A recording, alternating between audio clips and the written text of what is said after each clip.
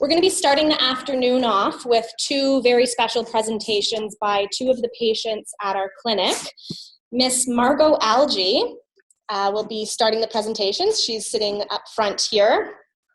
Margot worked in the corporate communications sector for 35 years, largely producing and managing sales and marketing events for Fortune 500 clients. Through her career, Margot had the opportunity to travel the globe from Asia Pacific region across Europe and throughout the Americas. In November of 2015, Margot was diagnosed with ALS after 3 years of investigation. At that time, a dear friend of hers decided she needed a bucket list, and together with her community, they rallied together to fulfill her dreams. She's now retired, largely to make time to tackle her bucket list. Margot together lives with her partner Roger and cat Cedric? Yes. Okay. In Leslieville. Margot was a caring and compassionate woman. She began facilitating the monthly peer support group held in the U-Wing at Sunnybrook every month and naturally inspires hope in many of her peers. It's been my pleasure to work with her in bringing people together through the support group each month. Everyone please give a warm welcome to Ms. Margot Algie.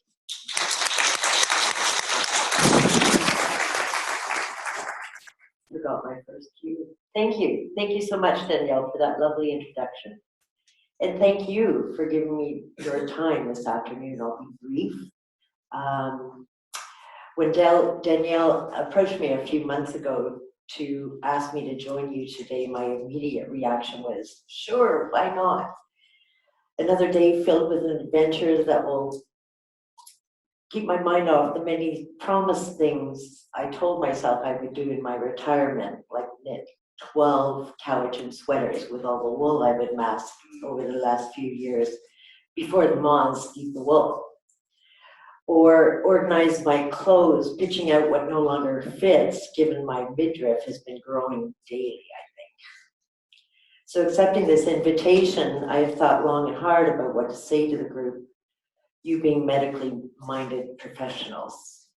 And I'm not a rocket scientist, but I thought, I kind of presumed maybe you'd like to hear about what it was like living with ALS.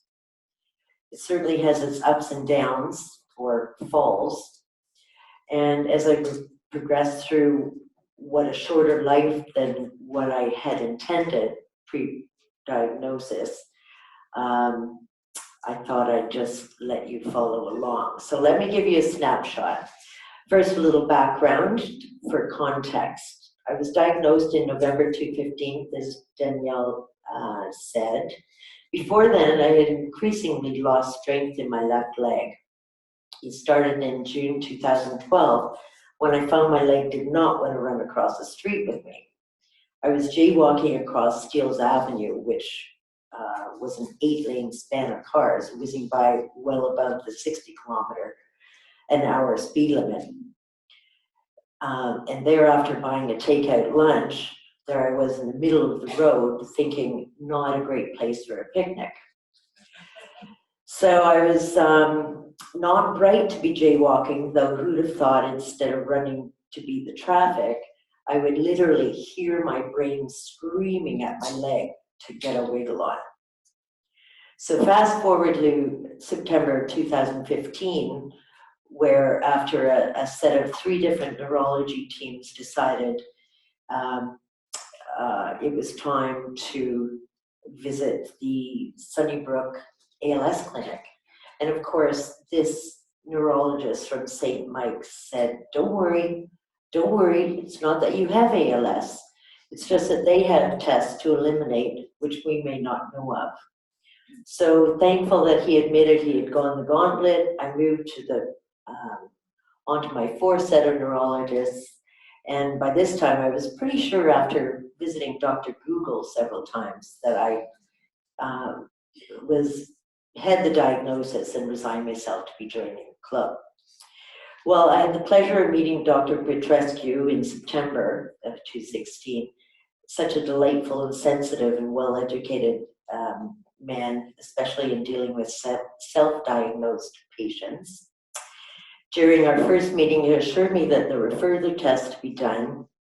And by this time, I didn't really care what the diagnosis was. I just wanted the label of something to explain my diminishing mobility. On the way to the lab, I peeked at the blood requisition for the new tests: ALS, Lyme disease, and ECAT, syphilis. I didn't care what I had, though the latter was not the preferred label I was looking for. Our next meeting in November confirmed my self-diagnosis. I had officially joined the ALS club. I can't tell you how thrilled I was to have a diagnosis and that it wasn't syphilis. First step was to do the math. 2 to 5 years, average life expectancy, they say. But when do I start counting? At the onset of my symptoms, or at the time of my diagnosis 3 years later? After posing the question several times to many ALS professionals I was meeting with, I decided to stop speculating. No one could give me an answer other than to say, everyone is different, and try not to dwell on the when, as we really don't know. So rather than dwelling on the unknown, I decided there were 2 knowns I could see. I'm going to die, but aren't we all? I'm lucky, though, as I've been tipped off that I may go sooner than later, and not many have that insider scoop, so to me that's a positive. Number 2, I have so much living to do, so I'd better get at it. But how? I've always been fiercely independent, rarely if ever asking for help. And my perfectionism, how do I let go of that? Well, it didn't take long to ease out of the need for independence or perfectionism. One fall too many, and I found I couldn't get up on my own anymore. And one too many late visits to the bathroom certainly gave way for my perfectionism to dwindle away, thankfully. So here I am, 5 years after symptom onset, living a life full of adventure, excitement, and love, with a tremendously strong and generous community of friends, old and new, and a large extended family who are all dearly loved and supportive. I retired about a year ago, thankful for long-term disability I was able to receive. This past year, I've packed in a lot of travels and events, all of which were first-time experiences for me. Here are a few. Excuse the typical tourist bad shots, but I'll give you a feel. Here are a few for which I'm thankful I had the opportunity to do. A 2-week trip to Ireland and Northern Ireland with my partner, covering 1,500 kilometers, all on the wrong side of the road. And why Ireland, you ask? Because that's where we saw Van Morrison in concert with 199 other people. It was awesome. A weekend in Detroit to see Bruce Springsteen, and who knew my travel buddy stopped counting the number of Boss concerts she attended after 50. I still have much to learn about the Boss and his loyal fans. A week in Grand Turk with dear friends, bobbing up and down in the water, the warm ocean, and washing up like a beached whale when my swim was done. A weekend in Niagara Falls with a room with a fantastic view of the falls and the fireworks, all with a group of dearly loved colleagues. And we spent so much time catching up on the event, just in chatting, that we didn't even leave the room for dinner or gambling. A week in Niagara on the Lake to share in a lesson at Struan's Cooking School, also a fabulous winery, with dear friends, and I can now make a 4-course meal without burning it, but only one.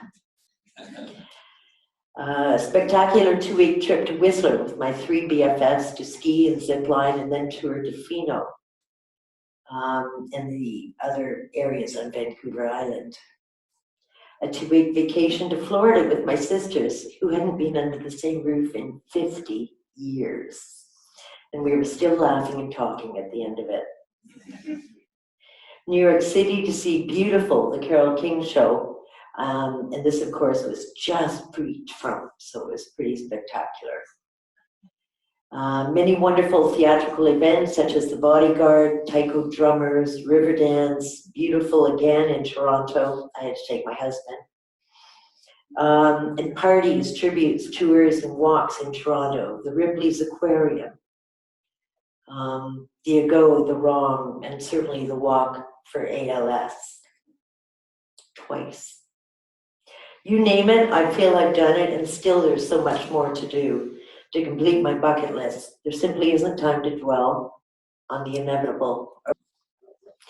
So, all this to say, yes, what were you going to say? You name it, I've done it, there simply isn't time to dwell on the inevitable. I have to keep going. Instead, I look forward to what tomorrow will bring, a new adventure, a new setback. Either way, there is something positive to each experience. If I'm wheelchair bound, I'll get there faster than walking, which will help immensely as I'm chronically late for everything. If I'm bedbound, I can catch up on my movies, my Netflix binge watching, and book reading. If I'm in pain, there's a drug for that. These are not items I dwell on. I know they will come eventually, and in the meantime, I continue to live my life to the fullest with a positive spin on every experience, good or not so much. So let me leave you with a couple of thoughts. Does anyone out there remember the late, great, clever-witted George Carlin? A number of you are quite young, but I see a few heads and hands. Isn't that great? Well, he once did a gig centered on the 7 words you mustn't ever say on TV. And this was back when we only had 8 North American network stations and cable wasn't even heard of. So you can imagine what you couldn't say. Well, George recited the 7 unspeakable words, such as, you can prick your finger, but don't finger your... You get the idea. Well, I adopted my own string of words, using them primarily at work. Corporate world, don't you know? Once the phone was hung up several times after a lengthy and painful client conference call, this is when I used the words. Nowadays, I do use them, not quite so much, but after I've had a moment or two. So here we go, let me share some with you. 4-letter word beginning with S. Wonder what that could be. Well, today I have changed a couple of the letters. So today we're going to call it shut. If you shut, you'd be right. Shut out all the negative Nellies, the worriers, the know-it-alls, the mind chatter. We all go through shut, and it's only how you come out at the other end that matters. Stay positive, no matter what the challenge. Shut out the negative thoughts and you'll find your way through it and you'll be better for it. Another 4-letter word, beginning with F. I'd like to think every single one of you has used the F word before at least once in your life. I find it so liberating. And yes, find is the word I'm looking for. Find a new way to do something, experience life. Never the same old, same old.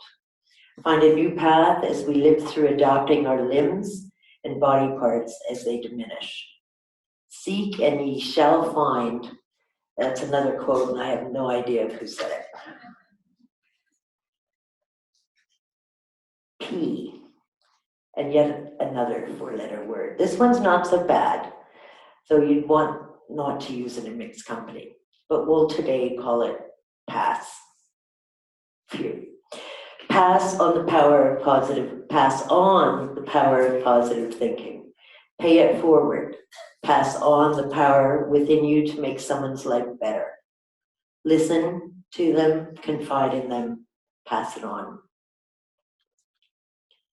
Next one I deleted. This seems a bit obvious, and I have to tell you, this was a toughie. But here we go. That's right, monster freak. Monster freak. Okay, I did take a little liberty of rearranging a few of the letters to make it work. It pertains to the surrealism of this disease.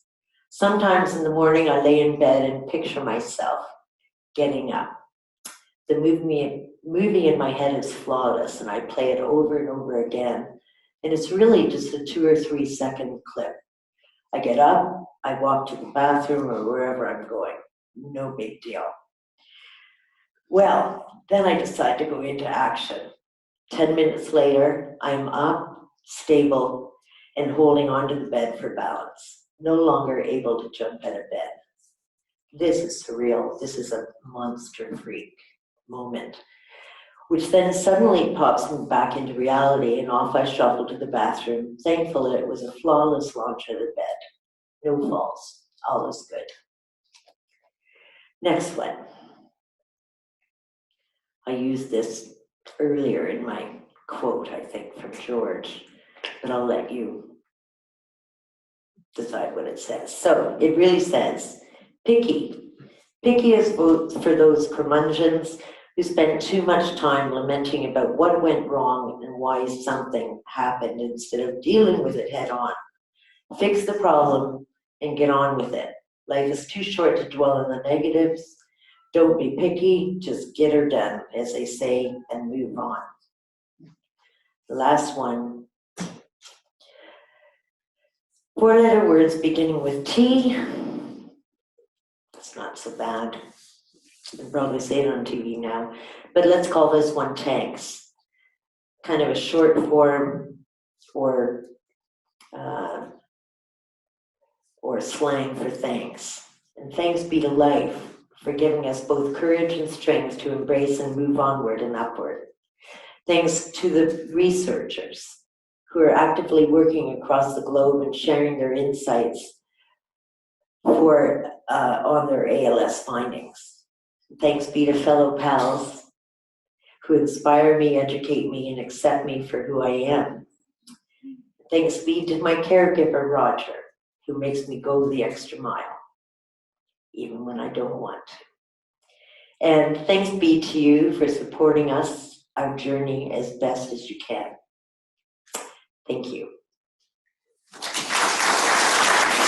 So next we have Peter Wood and his remarkable wife Utaz presenting.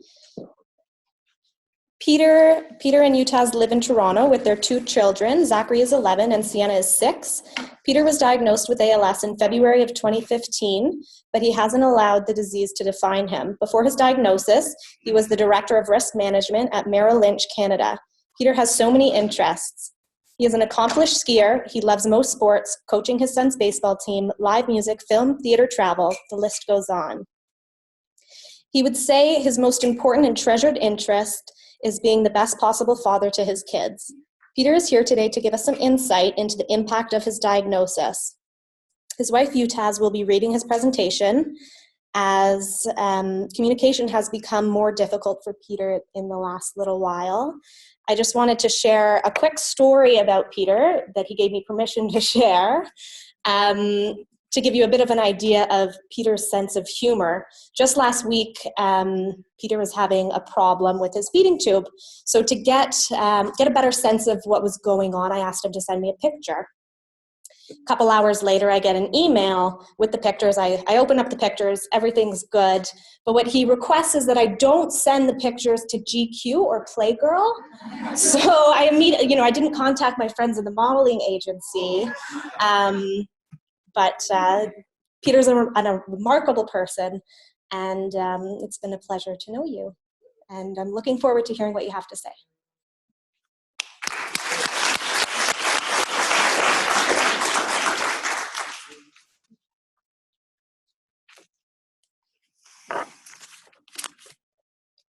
Is it okay? Yeah.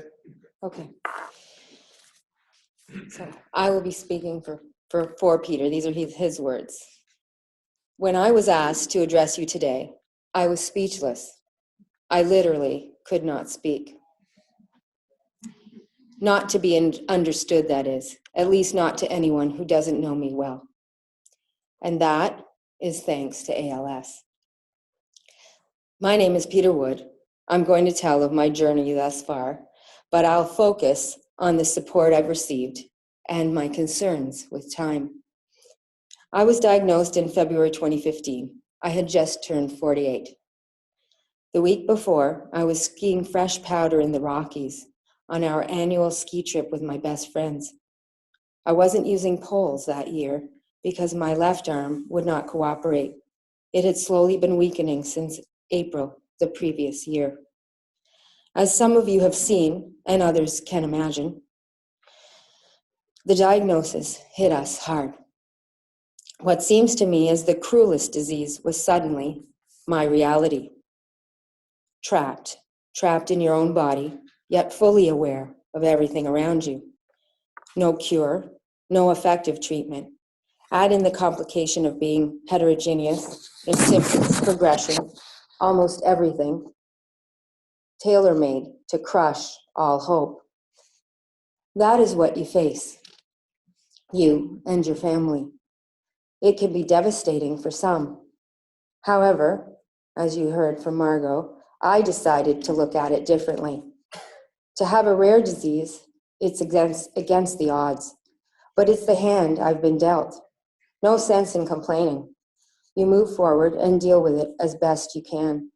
I recall a line from the Shawshank Redemption: get busy living or get busy dying.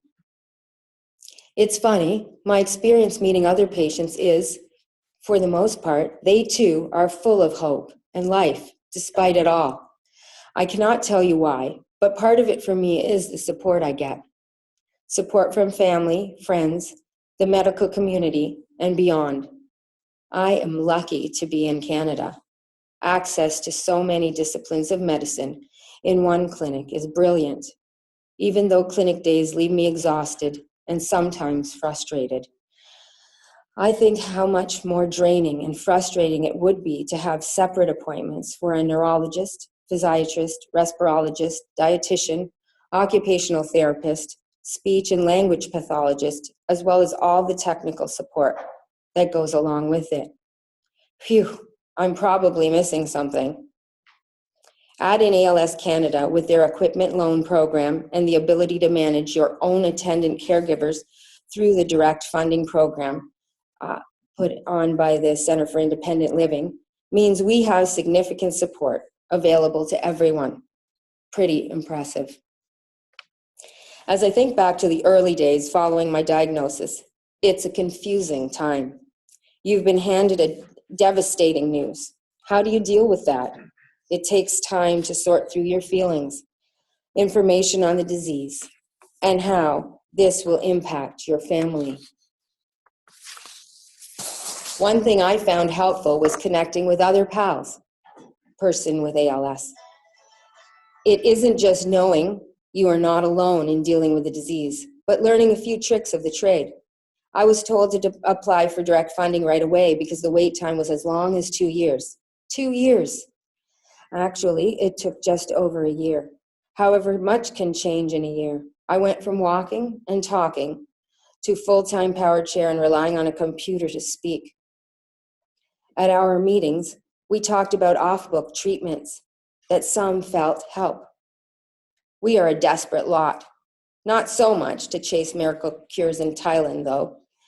I was looking for physiotherapy advice because prior to the diagnosis, I'd suffered through a painful frozen shoulder. I was touched by the warmth and acceptance of the group. It wasn't depressing, but people full of life, despite not being able to walk, shake your hand, or talk. I am a member of an exclusive club, one you never want an invitation to join. I would readily give up my special privileges to be expelled. No pressure, Lauren. On second thought, more pressure.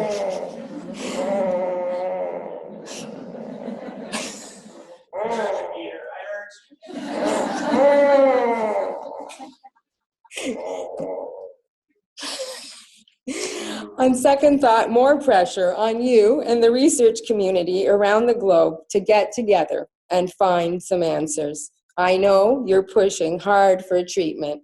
I'm doing my best to wait, but the clock is ticking. One of my main frustrations is time. I don't have enough of it. Don't worry, I'm not focused on the final curtain. It's the everyday. It takes too long to get ready for anything. Fortunately, I'm not burdened with supermodel Linda Evangelista's attitude of not waking up for less than $10,000 a day. No, I want to get up and get on with my day. However, sleep is important to survival. If I do too much without enough rest, I feel the disease becomes more aggressive. Like most things in life, there is a balance. The time it takes to move me and use the cough assist machine is more than you'd imagine. First off, I like to walk. It keeps my legs functioning. I don't go far, and it's with quite a bit of assistance. I grunt with each step. One caregiver advised me that I should be a zombie for Halloween because of my noises. Fun fact, zombies aren't actually after brains. Instead, it's motor neurons they crave.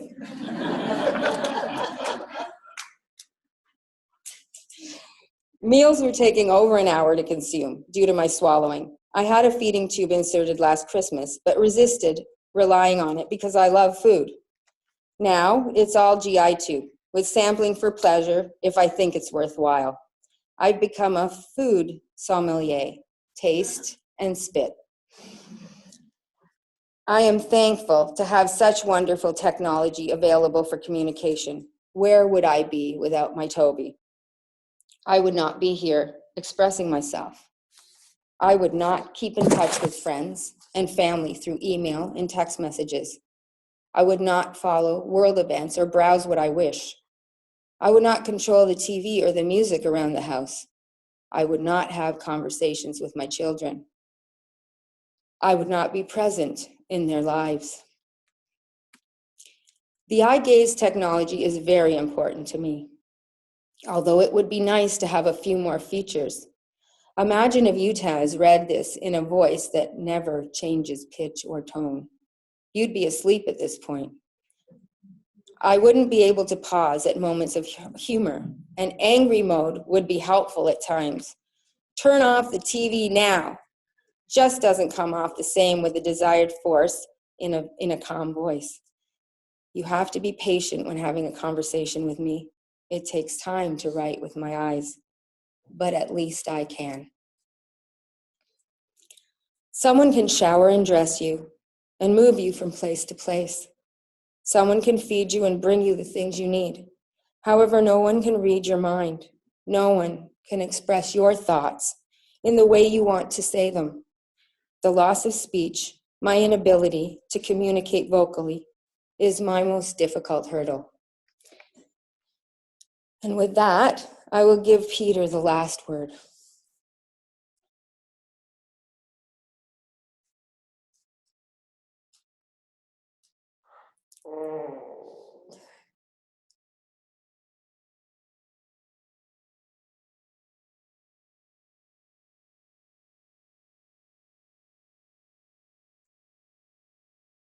Be to take questions.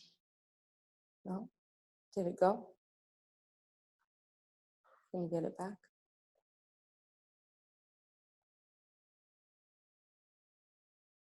Thank you for reading that for us, Utaz. I could have said it better myself. You would be happy to take questions. Thank you.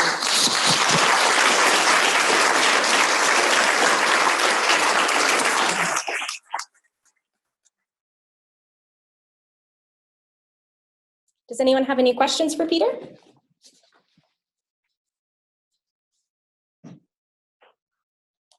Doesn't look like it, Peter.